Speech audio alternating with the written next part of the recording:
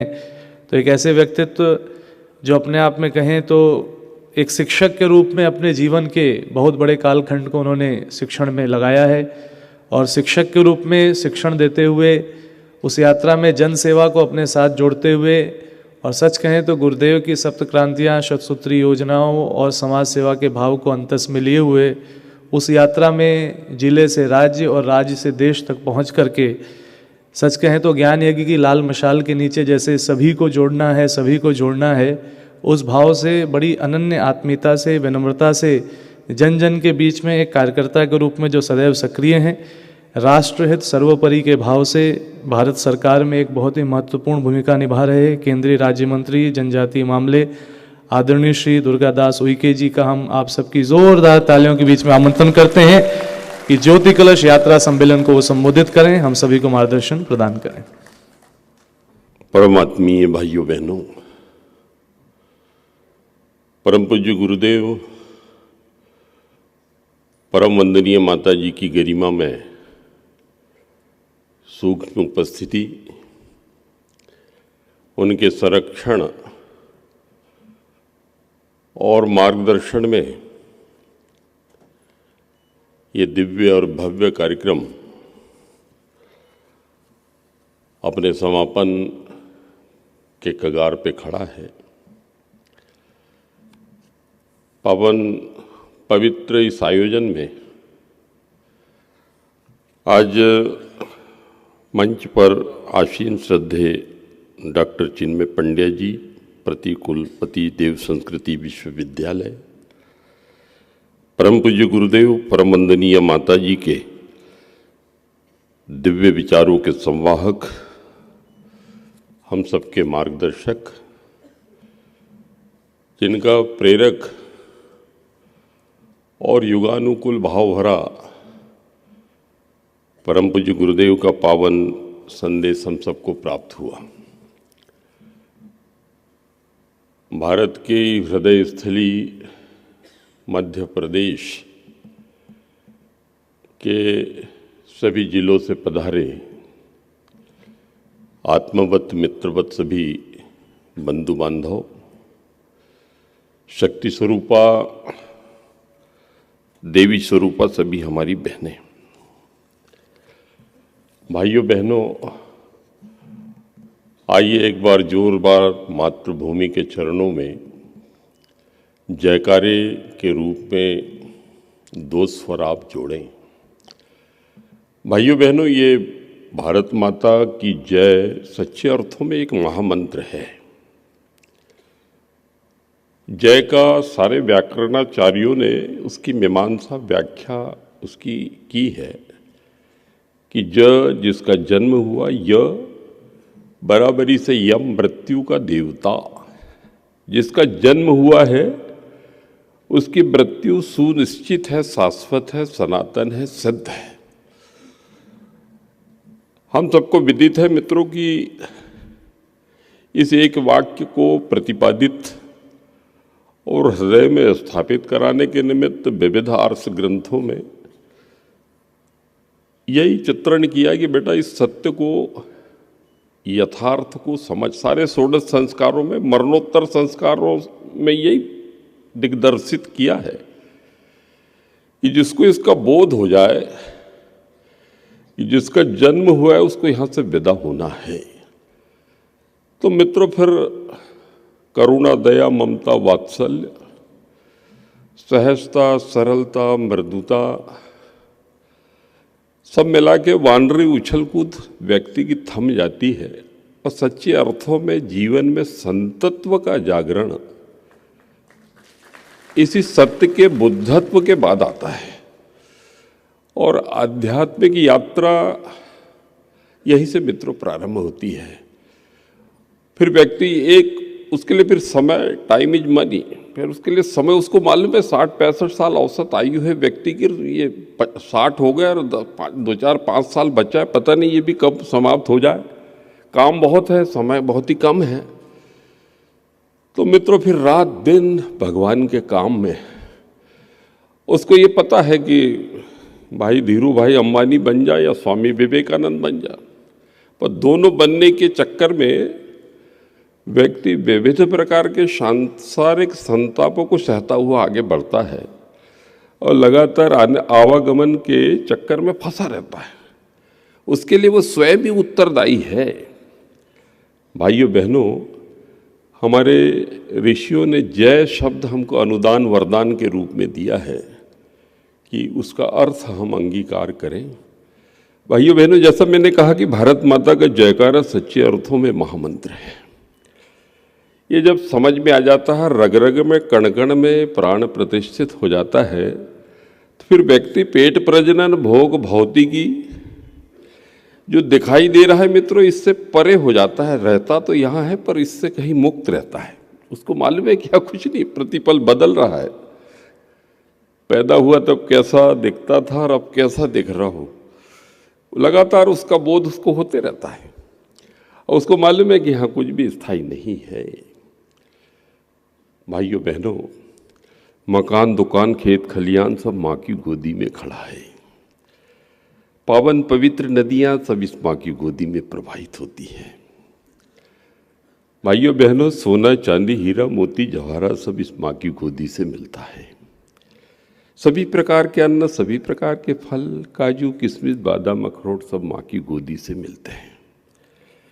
मित्रों, ये जो वस्त्र पहन रखे हैं, ये माँ बोलती कि मैं कपास आपको नहीं दूंगी, तो फिर ये वस्त्र हमको नहीं मिलते। मित्रों, मंदिर मस्जिद गिरजाघर गुरुद्वारे सब माँ की गोदी में खड़े हैं। सारी औषधियाँ, सारी वनस्पतियाँ इसी माँ की गोदी में पल्लवित पुष्पित होती हैं। भाइयों बहनों, एक दिन इसी माँ की गोदी में मुट्ठी भर राख और मुट्ठी भर मिट्टी में हमारे सारे पूर्वज इसी में समाहित हैं और हमारी अंतिम गति इसी माँ की गोदी में मुट्ठी भर राख या मुट्ठी भर मिट्टी में समाहित हो जाना है। हमारा अंतिम घर हमारी माँ की गोदी। आइए भाइयों बहनों, एक बार इस भाव भरी श्रद्धांजलि पुष्पांजलि मातृभूमि के चरणों में अर्पित करने की कृपा करें। लेकिन शर्त एक है। शर्त क्या है मित्रों? शर्त है कि बंधी हुई मुट्ठी के साथ जयकारा होता है, खुले हाथों से नहीं। बंधी हुई मुट्ठी, हमारे पूर्वजों ने कहा कि भैया बंधी हुई मुट्ठी लाख की, खुली मुट्ठी खाक की। जो व्यक्ति आत्मनिष्ठ होता है, एकाग्रचित्त होता है, दत्तचित्त होता है, ये शरीर रूपी, परम पूज्य गुरुदेव ने कहा कि ये शरीर भगवान का मंदिर है और इस पे स्थित आत्मा ही साक्षात परमात्मा है। मित्रों, जैसे हम बार बार कहते हैं कि त्वमेव माता च पिता त्वमेव बंधु च सखा त्वमेव विद्या द्रविणम त्वमेव सर्वम मम देव देवः।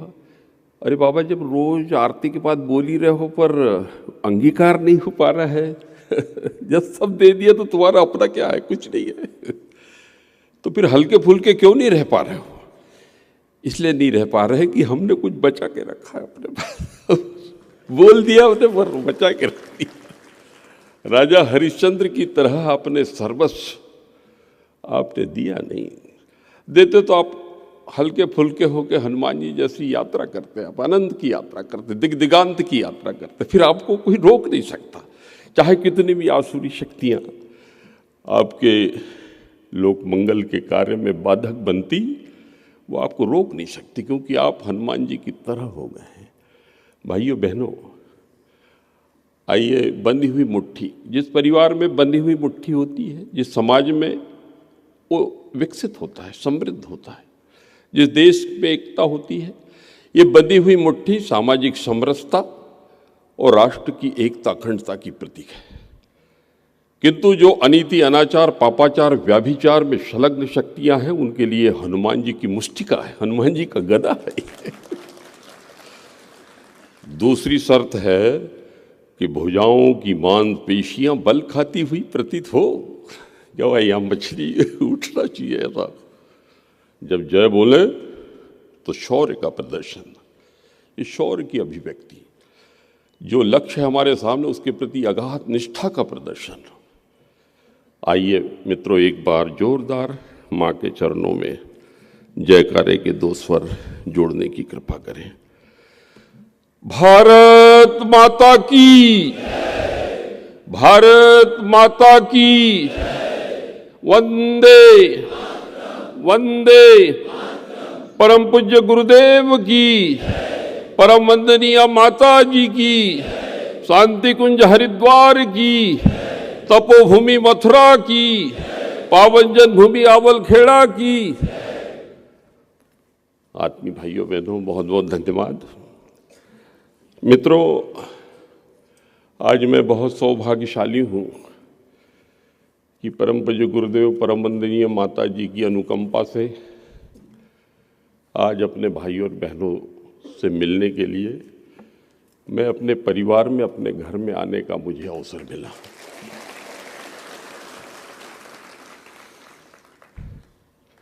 मैं जिस परिवार का हूँ, मेरे गांव में कहीं से भी जाओ 25 किलोमीटर पैदल जाना पड़ता था। 25 किलोमीटर जाओ और 25 किलोमीटर आओ। और जब मैं त्यौहार में कभी जाता था गांव, तो ताप्ती नदी, बाढ़ भी रहती थी, तो मेरा बाढ़ में कहाँ कूदना और कहाँ निकलना ये मेरा तय था। क्योंकि उधर एक झरना था नीचे में, तो गिरने की संभावना थी। तो मैं उतने समय में, मतलब बाढ़ में भी, मैं उसको पानी को काटते हुए किनारे ताप्ती में उस पार मेरे माता पिता से मिलने जाता था। भाइयों बहनों, 5वीं के बाद मेरे पिताजी ने मुझे छात्रावास में डाल दिया, जनजाति छात्रावास, आदिवासी छात्रावास हमारा। तो जिस कमरे में मैं रहता था वहाँ पे 2 पट्टिकाएँ लगी हुई थी। एक पट्टिका थी कि अपनी रोटी मिल बांट कर खाओ ताकि तुम्हारे सभी भाई सुखी रह सके। तो मित्रों, उस वक्त सिर्फ 3 रोटी पतली पतली मिलती थी हमको। तो 40 सीटर हॉस्टल, तो कई बार क्या है कि वो बनाने वाला कुछ कम भी रोटी हो जाती थी, तो वो 1-2 लोग रह जाते थे।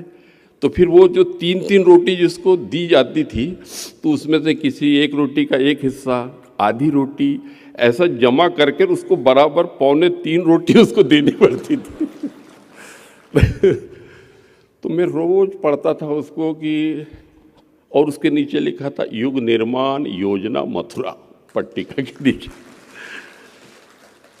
तो मैं उसको पढ़ के, और मैं आधी रोटी अपनी इच्छा से मैं देता था।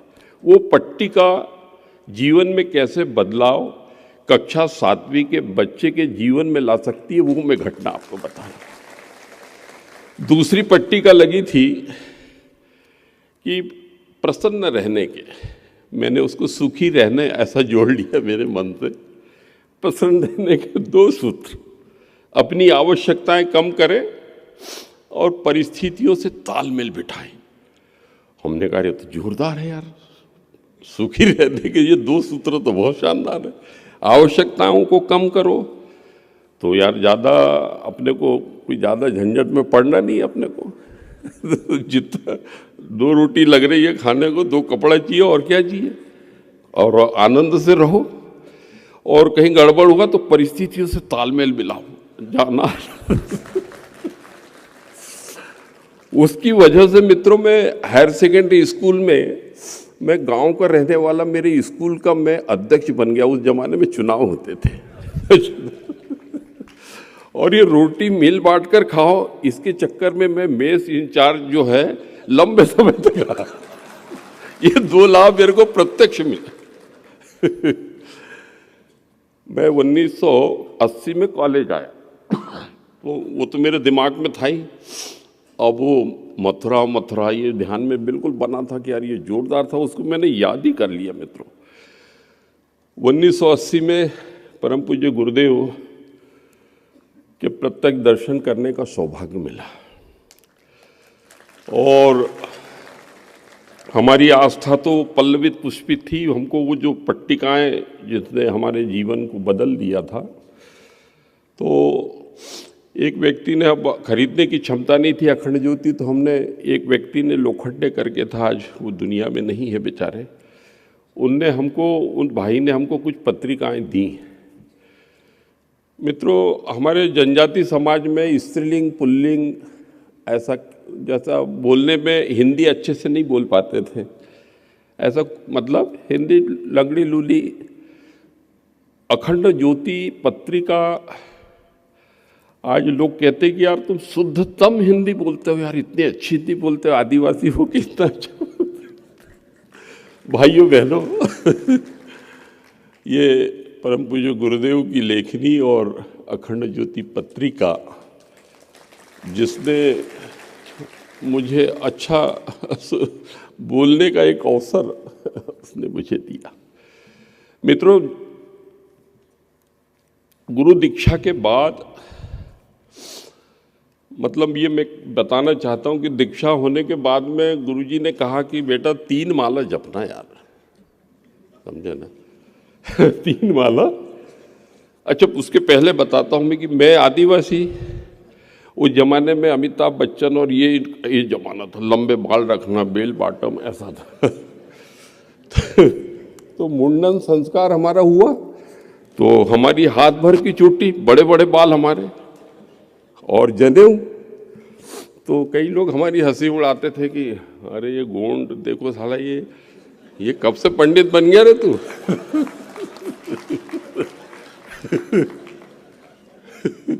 मेरे सामने बड़ा धर्म संकट की, यार ये साले मजाक उड़ा रहे। अरे भाई वो फलाने का लड़का, अरे आजकल तो भाई वो जनेऊ क्या है, नित्य क्रिया में जाता तो भी पहनता और बड़ा नाटक कर रहा है, वो ऐसा बोलते थे। मित्रों, मैं गुरुजी के साहित्य से कि बेटा सभी जन्म से शूद्र होते हैं, किंतु अपने कर्मों से ब्राह्मणत्व को प्राप्त करते हैं। मेरे ध्यान में आया कि गुरुजी ने बोला कि ब्रह्म जानामि इति ब्राह्मणः। मित्रों, वो दिन है कि ओम चिद्रूपिणी महामाये दिव्य तेजः समन्विते तिष्ठ देवी शिखा मध्य तेजो वृद्धिम कुरुषु में।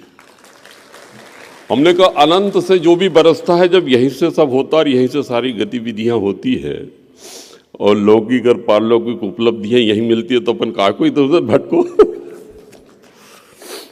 भाइयों बहनों, हमने 3 माला के क्रम को कभी खंडित नहीं होने दिया। एक अपने लिए जपी, एक अड़ोस पड़ोस वालों के लिए जपी, एक मेरे गुरु के सत्सूत्रीय कार्यक्रमों की सफलता के लिए जपी। परम पूज्य गुरुदेव और परम वंदनी माता जी के जो भी सपने हैं, वो सपने साकार हो, सिद्ध हो। मित्रों, व्यवधान कब आता है? जब व्यक्ति सिर्फ स्वयं के बारे में सोचता है, समझे ना। पूरी 3 माला अपने लिए जप ली तो फिर पड़ोसी आपको जयराम जी की क्यों करेगा?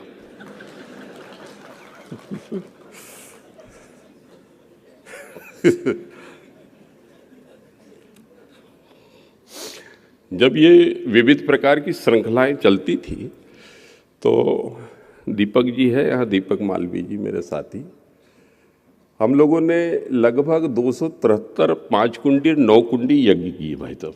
तो उसमें हमारे टोली नायक दीपक जी रहते थे, और 18 अश्वमेध यज्ञों में हम 1 महीना 2 महीने के लिए समय दान के लिए आते थे। और हमारी जो 40 लोगों की टीम है, हम लोग ये सोचते थे कि यार जब कार्यक्रम शुरू होता है तो बड़े उत्साही लोग आ जाते हैं, पर जब समापन होता है तब लोग भाग चले जाते हैं, सामान चढ़ाना रह जाता। तो हम लोग आखिरी बोरा भी ट्रक में लाद के ही आते थे। मतलब मित्रों, ये 3 माला कभी नहीं छूटी। हम गांव के थे इसलिए हम नहीं छोड़ पाए उसको, आपको बता रहा हूं मैं कि जो बताया उतना हमने किया ही किया। गुरुजी ने कहा कि बेटा अखंड ज्योति पढ़ना, स्वाध्याय को गुरु बनाना। और गुरुजी ने कहा कि बेटा मेरे से मिलना है तो बेटा साहित्य से संपर्क करना, संवाद करना। मेरी प्राण चेतना मेरे साहित्य के प्रत्येक पृष्ठ पर, प्रत्येक पंक्ति में बेटा मैं हूं, तू इधर उधर भटकना। तू साहित्य की शरण में आ जा और मुझसे तू संपर्क कर, संवाद कर, मुझसे समन्वय स्थापित कर। तो मित्रों, मैं ऐसा पढ़ैया, मेरे को भगवान की ऐसी क्या कि मैं रात भर में पढ़ डालता हूँ अखंड ज्योति। घर में मेरे को डांटते रहते कि अरे 4 बज रहा, तू अभी तक पढ़ ही रहा है तू यार, बस 2 पेज बच, 2, 12, 15, 18 ऐसे लेख रहते, उसमें ज़्यादा नहीं रहते। तो एक तरफ से मैं शुरू करता तो पूरी पढ़ के एक तरफ धर देता। उसकी वजह से मैं लगातार अखंड ज्योति का पाठक रहा। अभी भी क्या है मित्रों, मेरे यहाँ पत्रिका आती है और मैं पाठक हुई हूँ। 2002 में हमारे यहाँ पर युवा प्रकोष्ठ का कार्यक्रम हुआ बैतूल में। परम श्रद्धेय डॉक्टर प्रणोजी भाई साहब वहाँ गए थे। मित्रों, वो 2002 से यहाँ से वो ज्योति दीपक ले गया था। अब वो सब तो चले गए, अब हम ही लोग आयोजक थे, तो वो ज्योति जली रही थी दीपक वहाँ पे। मैंने कहा यार इसको क्या है कि मैं अपने घर ले जाता हूँ। मैं उसको अपने घर ले गया और 2002 से अभी तक भाइयों बहनों वो ज्योति मिले। गुरुजी ने कहा कि बेटा यज्ञ होना, यज्ञ करना है। मित्रों, पाताखेड़ा में जो हमने एक 500 रुपये में झोपड़ी खरीदी थी, शोभापुर में हमने वहाँ शक्तिपीठ, मध्य प्रदेश का सर्वाधिक व्यवस्थित शक्तिपीठ के रूप में खिताब यहाँ से प्राप्त हुआ था। दीपक जी और हम सब लोग वहीं 20-22 साल हमने वहाँ पे 500 रुपये की जगह लेके और वहाँ हमने काम किया। किंतु ये कुछ बैतूल आने के बाद में कुछ ऐसी दिक्कतें रही कि वहाँ नियमित यज्ञ नहीं हो पाता था। तो हमने हमारे घर में यज्ञ का क्रम हमने अपने घर शुरू किया। ये आपका जो भाई है मित्रों, हमने व्यतिरेक नहीं होने दिया। हमने, मैं इधर उधर रहता हूँ तो धर्मपत्नी रहती, धर्मपत्नी रहती तो बेटी रहती, बेटी नहीं रहता तो बेटा रहता, और भी कोई ना कोई व्यक्ति। और नियमित यज्ञ का क्रम हमने अपने घर पे, क्योंकि हमारे गुरु ने बताया था कि बेटा यज्ञ जरूर करना। मित्रों, नियमित उपासना खंडित नहीं होने दी। गुरु ने बताया कि बेटा नियमित यज्ञ करना। और जो भी मित्रों उन्होंने जीवन में जो कुछ भी हम अर्जित कर पाए, समझ पाए, जान पाए, उसको हमने पूरी श्रद्धा के साथ में, पूरे अंतरंग में उसको स्थापित करके और उसको सिद्धि के शिखर पर ले जाने के लिए हमने कोई कोर कसर नहीं छोड़ी। हमने दोनों नवरात्र 24,000 का लघु अनुष्ठान गुरुजी ने अनुदान के रूप में दिया। हमने अभी तक कितनी भी विपरीत परिस्थिति आई, लेकिन हमने दोनों नवरात्र में हमने 24,000 का अनुष्ठान किया ही किया। गुरुजी ने कहा अब हमारे इसमें 99% लोग मांसाहारी और वो है सभी। तो हमको बड़ी परेशानी होती थी, पर हमने संकल्प लिया कि हम इससे मुक्त रहेंगे और लोगों को मुक्त करेंगे। तो भाइयों बहनों, ये संकल्प को पूरा करने की वजह से, पूरी दृढ़ता से उसका पालन करने की वजह से मित्रों, आज जो कुछ भी जीवन में उपलब्ध है, ये 25 किलोमीटर पैदल आने जाने वाला व्यक्ति गांव का आज आपके सामने आपका भाई केंद्रीय राज्य मंत्री का एक जो जुम्मा मिला है, दायित्व मिला है, काम मिला है मुझे, उसको पूरी निष्ठा और समर्पण के साथ में करने की मैं कोशिश कर रहा हूँ। भाइयों बहनों, दूसरी एक चीज, गुरुजी ने कहा कि बेटा गायत्री महामंत्र को जपने से स्तुता मया वरदा वेद माता प्रचोदयंताम पावमानी द्विजानाम आयुः प्राणम प्रजाम पशुम कीर्तिम द्रविणम ब्रह्म वर्चसम मह्यम दत्वा ब्रजत ब्रह्म लोकम। मित्रों, उसमें अड़चन कहाँ आ गई? किसी को कुछ कुछ थोड़ा थोड़ा जैसे वो तो मिलता ही है। गुरुजी ने कहा बेटा तू इसको अच्छे से करेगा तो ये मिलेगा ही मिलेगा, ये तू इसका अधिकारी है तू। तो उसमें गड़बड़ क्या हुई मित्रों कि जिसको जिसको जहां कुछ थोड़ा बहुत मिल गया,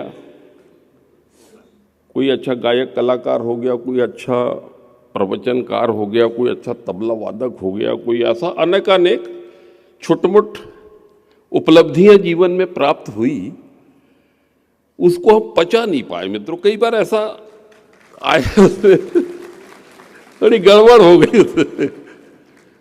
अब है तो अपने ही, वो बेचारे दया के पात्र हैं, करुणा के पात्र हैं।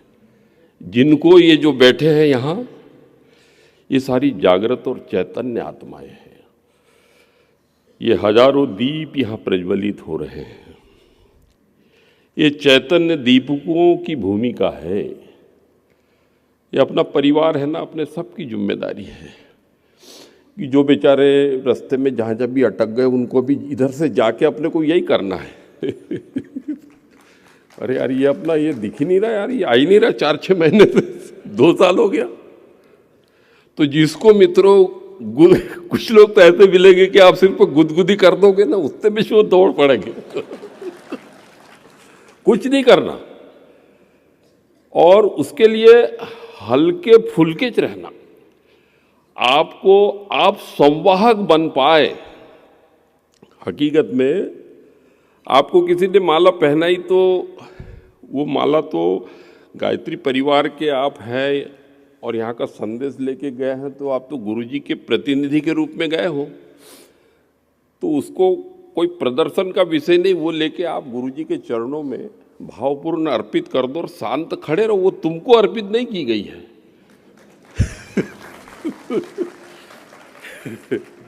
परेशानी तब होती है कि वो खुद अपने गले में उस बोझे को ले लेता है, उधर नहीं देता।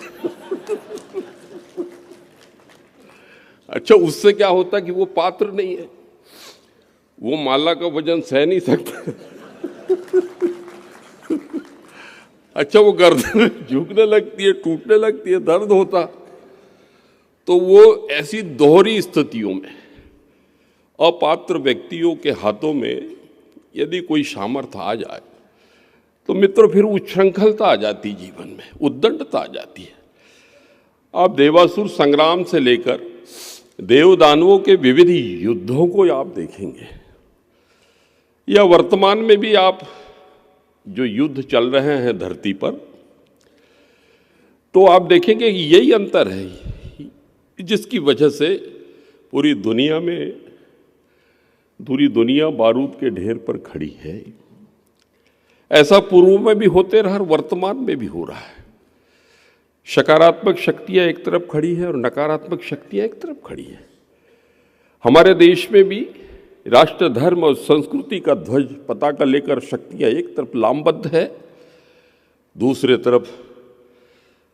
तरफ इस विकास के पहियों को रोकने वाली शक्तियां भी पूरी प्रखरता और मुखरता के साथ में खड़ी है। दोस्तों, आप परम पूज्य गुरुदेव से पूछेंगे कि हे प्रभु, कुछ लोगों के 2-4 जन्मों को देखना चाहता हूं, तो आपके भीतर में बराबर समझ में आएगा कि एक पक्ष ये है और एक पक्ष ये है, तो इसमें कौन कौन कहाँ है, इनकी क्या भूमिका है, तो आपको समझ में आएगा। उसकी व्याख्या न करते हुए मित्रों इतना कहूँगा कि जो बेचारे रुक गए हैं, उनको जिसको गुदगुदी करना है, उनको गुदगुदी करके ऐसा लाड़ी गोड़ी करके उनको चलने को तैयार करना। दूसरा काम है मित्रों, कुछ लोग कुछ रूठ गए हैं। रूठने का कारण आपको पता है भाइयों बहनों कि तुम बैठक में बुलाते नहीं हो, आजकल उपेक्षा कर रहे हो हमारी। पहली खबर उन्हीं को दो यार, बाबूजी आपको चलना पड़ेगा, आपके बिगड़ काम नहीं होगा। समझे? पैर पड़ने की इच्छा है तो पैर पड़ लो यार, नाक रगड़ लो, भगवान का काम है। मैंने कहा कि तुमने अगर अपने पे लिया, तुम डाकिए की भूमिका में हो, वो तुम्हारी जो भी बेइज्जती होगी, जो भी होगी, वो गुरु के हिस्से में सब जाने दो। तुम खाली पात्र बन के जाओ। अगर इस भाव के साथ में मित्रों हम जाएंगे तो आप देखना कि मध्य प्रदेश का ही नहीं, फिर से कुछ ठहराव जो कुछ भी आया है मित्रों, बहुत तेज गति से अपन चलने वाले हैं, बहुत तेज गति से। और ये ठहराव भी कुछ जो आया है, ये भगवान की, परम पूज्य गुरुदेव की इच्छा से ही है। क्योंकि बार बार छटाई होना चाहिए, बार बार भगवान जिसको प्यार करते हैं उसको बहुत ही रगड़ के साफ करते हैं, ऐसा बोलते हैं। तो कई बार रगड़ाई में चिल्ला छूट करके लोग इधर उधर हो गए। इतना बैल निकाल दिया, इतना ही कर दिया।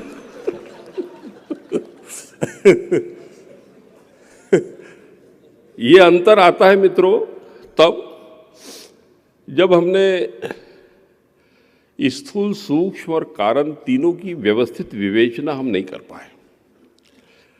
इसको यदि हम क्लासिफाइड कर पाए, वर्गीकृत कर पाए, तो व्यक्ति को ये बोध हो जाता है कि भाई हम कहाँ हैं, सामने वाला कहाँ है। उसके स्तर को जानकर उसकी प्रसन्नता के साथ में उससे संवाद करना, जो जिस स्तर पे है उस स्तर पे, उस तल पे जाके उससे संवाद करना, ये कौशल्य हम सद्बुद्धि के साधक हैं सभी मित्र। थोड़ा सा इसको अपन अपने व्यवहार में ले लें कि जो जिसका जो है स्तर, उसको ज़्यादा उसकी पात्रता है कि बेचारा दाल रोटी, वो दलिया ही उसकी पात्रता है, दलिया से ही वो संतुष्ट होगा, दलिया ही पचा पाएगा। कई बार हम बेसन की पूड़ी और हलवा और पनीर और ये सब ले, तू खा नहीं रहा यार, तेरे भाग्य में नहीं है यार ये। अरे भैया, उसको पतली पानी और पीलिया हो गया है, उसको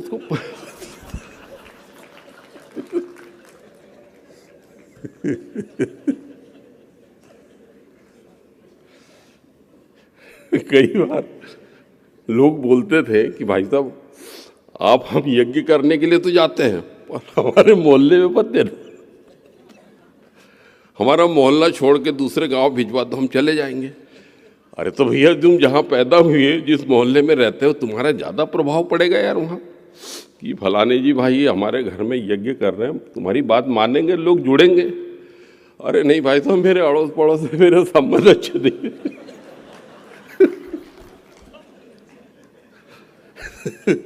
दूसरे गांव में क्या ज़्यादा परिचय नहीं है, तो वह जो भी बोलेंगे।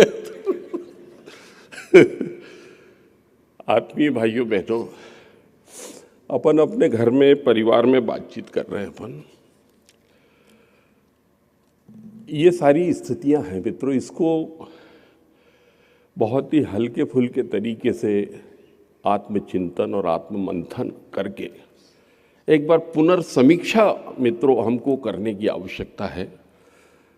और हमारे बच्चों को हम नहीं जोड़ पाए, ये वेदना हम सबकी है। हमने अगली पीढ़ी को, हमारे मिशन को हस्तांतरित नहीं कर पाए, इसको हम क्या बोलें। यहाँ सब मैग्नेटिक है दुनिया में। पिता ने जिस पुत्र को जन्म दिया, क्या पिता का मैग्नेटिक पावर इतना लूज हो गया कि बेटा उसके चारों तरफ भ्रमण नहीं कर पा रहा है, उसकी बात नहीं मान रहा है। भाइयों बहनों, इस पर अपने को विचार करने की आवश्यकता है कि हमारा पुत्र हमारी बात न माने या हमारे पद चिन्हों का अनुसरण नहीं करें तो क्यों? क्या वो इतना तेजो वलय भी हमने विकसित नहीं किया कि हमारा पुत्र हमारे पद चिन्हों का अनुसरण कर सकें? जब पुत्र अनुसरण नहीं करेगा मित्रों, तो हम शेष दुनिया के अन्य लोगों को कैसे प्रभावित करेंगे, कैसे हम सत्पथ पे चलने के लिए प्रेरित करेंगे? उसकी इकाई से अनंत की यात्रा तो परिवार से होगी ना मित्रों। परम पूज्य गुरुदेव ने व्यक्ति निर्माण, परिवार निर्माण, समाज निर्माण और फिर राष्ट्र निर्माण और फिर विश्व निर्माण। गलती क्या हो गई भैया कि हमने व्यक्तित्व पर भी ध्यान नहीं दे पाए। कई बार उनको लगा कि यार पीले कपड़े पहनने से अपन ये ऐप दब जाएगा अपना। अच्छा, परिवार पे भी ध्यान नहीं दे के सीधे हम समाज निर्माण में सीधे टोली नायक बन गए हम, समझे ना। तो ये दो कक्षाएं हमारी कम रह गई। हजारों आंखें हमको देख रही नीचे, तो हमारा लंगड़ा लूला व्यक्तित्व मंच से दिखाई देता था। तो जो हम बोल रहे हैं कथनी करनी में भिन्नता होने से मित्रों, एक बार फिर से जो जितना एक ही कदम चले पर बड़े से बड़े झंझावात हमको पीछे न धकेल सकें, इस आत्मबल के साथ में न चले खरगोश की तरह तेज, किंतु जितना भी हम चले पूरी प्रामाणिकता के साथ, पूरी विश्वसनीयता के साथ। मुझे आशा है कि आज सभी मेरे भारत के हृदय स्थली के सभी भाई बहन 3 दिनों तक यहाँ रहे इतने दिव्य पावन पवित्र वातावरण में। हम सब बहुत भाग्यशाली हैं भाइयों बहनों। ये चूंकि अनुभूति जन्य है। हमारे गांव में बोलते थे कि 3 प्रकार के लोग, हौसी, नौसीर, गौसी, ऐसे 3 प्रकार के लोग आते। हौसी, नौसी, गौसी, ऐसे गांव की भाषा में बोलते हैं। तो कुछ लोगों को बहुत मजा आया होगा। भैया आज हम भी सवेरे सवेरे ये बोल रहे थे यहाँ नाश्ता करो वहाँ नाश्ता करो। हमने भैया हमको तो जलेबी वही खा दिए। हम तो साथियों के साथ चुपचाप से वही गए कैंटीन पे, मस्त जलेबी ये वो पोहा हुआ मस्त खा पी के आ गए हम लोग। भाइयों बहनों, ये अपने आध्यात्मिक माता पिता का घर है। यहाँ इस भाव के साथ आना कि हम अपने आध्यात्मिक माता पिता के अपने घर में जा रहे हैं, ये भाव को कभी घट नहीं बनते ना। हमने एक पालन किया मित्रों, वो मैं बता के अपनी बात को समाप्त करूंगा कि हम शुरू से हमारे सब साथी जितने 30 साल से हम काम कर रहे हैं, हम जब आते थे तो हम लोग जब बैठ के कमरे में 5 दिन रहे अपन, यार 5 दिन में अपन अगर बाहर रहते तो कितना अपना खर्चा होता रे। तो 85 रुपये लगा ले खाने का, तो 300 रुपये तो ये हो गया। रुकने का अगर बाहर रुकते अपन तो यार ये 400 रुपये ये हो जाता। अरे अपने को अपने गुरुजी का जो है, अपने को ये सब चलना चाहिए बाबा। ये चलेगा कब? जब वहाँ पर अपन कुछ अंशदान देंगे, क्यों भाई। तो जितने दिन हम रहते थे हमारे सब साथी लोग, हम उतना रसीद काउंटर पे ये करके, और गुरुजी को ऐसा दंडवत उधर गेट पे जो इधर जो गेट था उसको हम माथा टेक कर फिर हम जाते थे कि गुरुजी अब अगली बार मुलाकात होगी, ताकि यहाँ की प्रत्येक गतिविधि मित्रों, हम सबके मुट्ठी फंड और एक पैसे से मित्रों यहाँ सब गतिविधियाँ चलती हैं। तो ये भी हमारी जिम्मेदारी, हमारा घर है ना, घर में कोई कमी है तो इसकी चिंता कौन करेगा? यदि परिवार के सदस्य और चिंता नहीं करोगे तो ऐसा होगा क्या भाई? क्यों भाई? अगर आप बेटे और बेटियां हो और यहाँ पर कोई परेशानी है और आपको कोई दर्द ना हो, कोई चिंता ना हो। भाई साहब बोल रहे थे कि अगर गुरुजी से कुछ मांगना है तो उनकी वेदना का एक अंश, हमको जो मांगना चाहिए था वो हम मांग नहीं पाए मित्रों। मैं मेरे लिए कह रहा हूँ, अगर उनकी वेदना का एक अंश यदि हमने अंगीकार किया होता तो फिर हम उनके अंग अवयव ही है हम लोग। और एक बात याद रखना मित्रों कि उन्होंने कहा कि अच्छे लोग जिन पर मैंने विश्वास किया अगर वो काम नहीं करेंगे, सांसारिक और विविध प्रलोभनों में फंस के स्थिर हो जाएंगे, जो संकल्प और प्रतिज्ञाएं आपने ली है उस पर खरे नहीं उतरोगे तो मैं पत्थर के ढेलों से भी काम करा लूंगा, काम रुकेगा नहीं। देश के यशस्वी प्रधानमंत्री जी ने इसको अमृत काल कहा है मित्रों। ये समुद्र मंथन का कालखंड है और इस समुद्र मंथन का ये वैश्विक कालखंड जो चल रहा है, इसमें चैतन्य आत्माओं की बड़ी भूमिकाएं आने वाली है। इसलिए जो इधर उधर है तो हमको निरस्त भी करने की आवश्यकता है और हमको बड़े काम के लिए भगवान ने जो जिसके लिए मुकर्रर किया है उस काम की दिशा में एकाग्र मन से।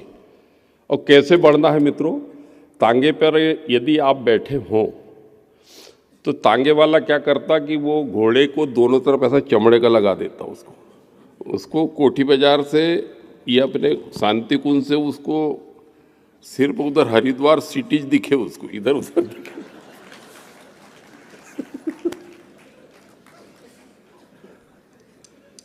तो जो ऐसा कवच बना लेता है लक्ष्य पे, तो मित्रों वो अपने लक्ष्य को पा लेता। पर जो ये लगा के रहता इधर उधर अगर बगर देखता ना वही लोग अटके भाई साहब, ये समझना आपने। भाइयों बहनों, जो इधर उधर देखने वाले लोग, क्योंकि उनके कुछ पल्ले नहीं पड़ा, संचित उनके पास कुछ रहा नहीं, आगे काम बड़े बड़े हैं, थकान आ गई उनको। तो ये स्वाभाविक क्रम है मित्रों। और इन 3 दिवसों में जो जिम्मेदारियां हमारे सशक्त कंधों पर परम पूज्य गुरुदेव और परम वंदनीय माता जी ने सौंपी है, इसको करने में हम सभी समर्थ हो सके मित्रों।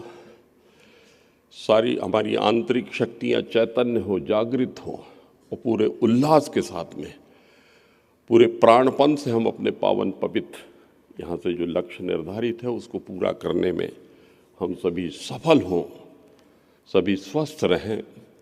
इसी मंगल भावना के साथ में मैं सभी के चरणों में प्रणाम निवेदित करते हुए अपनी बात को यहीं विश्रांति देता हूँ। ओम शांति।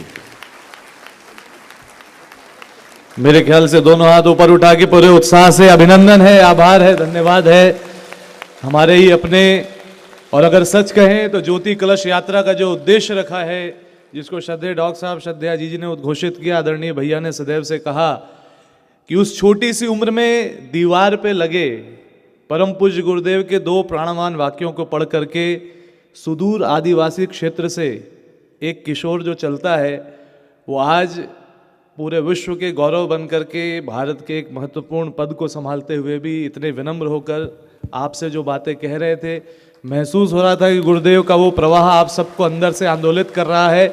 और अब वही 2 विचार की पट्टियां लगाने के लिए हम सबको भी घर घर में, जन जन में जाना है, जिसका आह्वान परमादरणीय डॉक्टर चिन्मय पांडे जी ने इससे पूर्व में किया। एक बार पुनः से आदरणीय श्री दुर्गादास जी का दोनों हाथों पर उठा के तालियां बजा के आभार करते हैं।